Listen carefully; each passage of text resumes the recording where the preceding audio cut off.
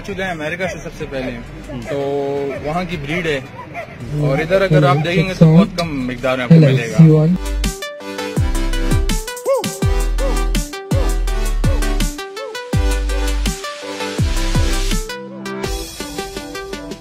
ये तो शौक की बात है ना सर, शौक की कोई कीमत नहीं होती है। अगर आप शौक रखते हैं जर्मन शेफर्ड की तो आप ख़ुद नहीं खाएंगे, जर्मन शेफर्ड को खिलाएंगे। इसको हम मुख्तलिफ चीज़ें खिलाते हैं, चिकन खिलाते हैं, रॉ चिकन, इसके अलावा डॉग फूड देते हैं इसको, और बाकी जो है रोटी वगैरह इसके साथ दे देते हैं। मैंने ये शिकार के लिए रखा हुआ है, और ख़ास तौर पे ये जो है ये ब्रीड इस्तेमाली शिकार के लिए होता है, क्योंकि इनका स्मेल पावर बहुत होता है।